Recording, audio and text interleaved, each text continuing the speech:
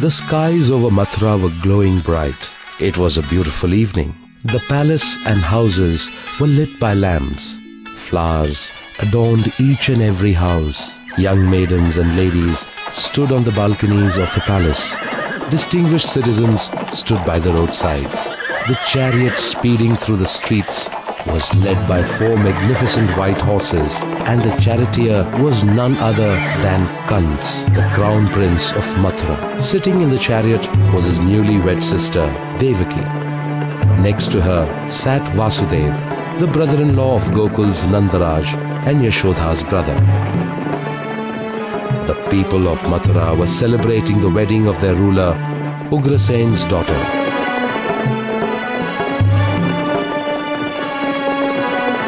Even Kans was in good spirits on the occasion of his sister's wedding. Suddenly, lighting streaked across the sky.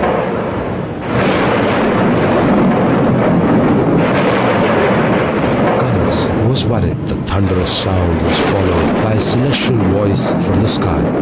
"O evil Kans, tormentor of the gods, the religious and saints, do you think that no voice will be raised against your evil deeds? Your downfall will be brought about by one born in your own house. Devaki's son will lead you to the doors of Yamraj. Your end is near." Kans heard the prediction. Everyone else heard it too. The voice echoed through the corridors of the palace. Kans ran towards Devaki with a sword in his hand. He raised his sword to end his sister's life when Vasudev said, "Stop, Kans. To kill a woman is a sin. Do not commit a sin." Kans dropped his sword. But Devaki and Vasudev were imprisoned. Kans became the king of Mathura after imprisoning his family. As a result, injustice rained down on the people of Mathura. Kans and his men started killing the followers of God. In this manner, a year passed by. Devaki gave birth to her first son in prison. On learning this, Kans rushed to the prison. He lifted the helpless child and flung him onto a stone nearby and mercilessly killed him. Devaki's cry was stifled before it could escape from her lips. Devaki and Vasudev wept silently. This way, Kans murdered her sons one after another. Devaki was now expecting her 8th child.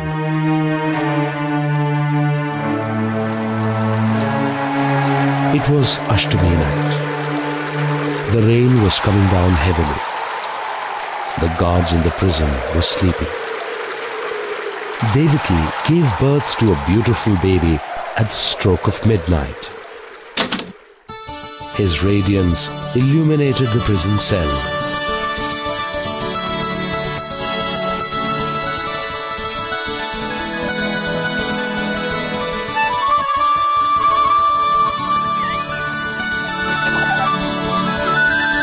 There was a sparkle in the child's eyes, and he had a naughty smile on his lips. Tears welled in the parents' eyes. No. The word escaped Vasudev's lips. He said, "Devaki, we must save this child. We have to save him. Come what may, this child must be kept alive. O Lord Vishnu, please show us the way." Saying this, both prayed to Lord Vishnu. Just then, the chains binding them fell away from their hands.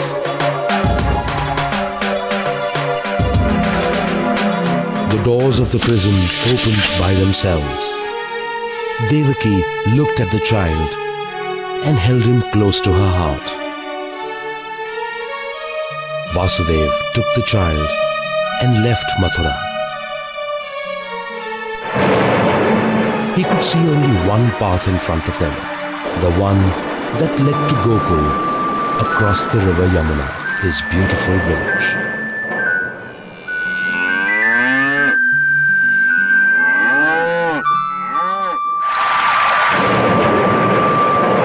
His feet quickly moved ahead. He had reached the bank of the river Yamuna. He saw small cane baskets there. He placed the child in one of the baskets and lifted it onto his head. He could see the waters of the Yamuna flowing wildly.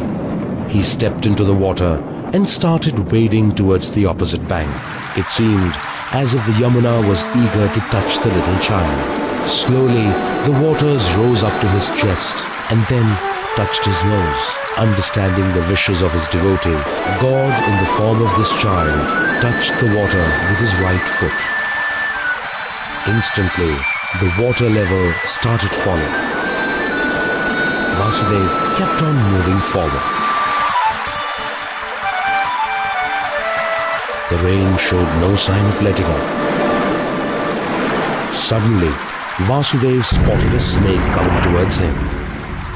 Vasudev was scared and started moving ahead faster. The snake came close by and in a human voice said, "O Vasudev, do not fear me. I have but come to protect the Lord Shree Krishna from this tempest so that you may safely reach Gokul."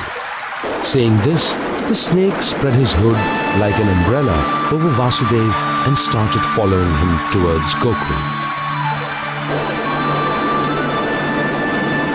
The snake disappeared on reaching the shore. Vasudev hurried towards Yashoda's house. Here in Gokul, Yashoda had just given birth to a baby girl. She was adoring her little baby with motherly love. When Vasudev entered, Yashoda was shocked and overjoyed at the same time. Vasudev told her everything. Yashoda had great sympathy in her heart for Devaki. She steeled her heart and said, "O brother, I am a simple village girl. But from what little I can understand, I feel that I must embrace your son as my own.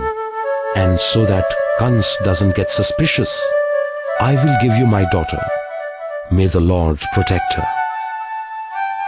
Saying this, Yashoda lifted the sleeping baby Krishna from the basket and placed her daughter in it. Vasudev could not hold back his tears. He immediately turned to return to Mathura.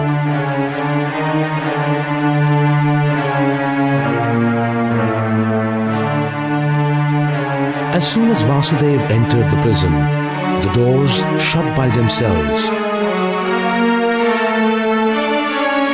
And as soon as he reached Devaki, the chains bound themselves around him. The little baby girl started crying. The crying woke the guards. Kans reached there as soon as he could. He snatched the girl from Devaki's hand, and just as he was about to throw her to the ground, she vanished from his hands into thin air. With a loud sound, she appeared as a bolt of lightning, and laughing loudly, she said, "O evil Kans, your destroyer is being raised in Gokul." The lightning disappeared after predicting the downfall of Kans. Kans stood there, shocked, as if someone had chopped his head off. He kept staring at the sky. The heavy rainfall was now sounding like the roaring of the sea waves.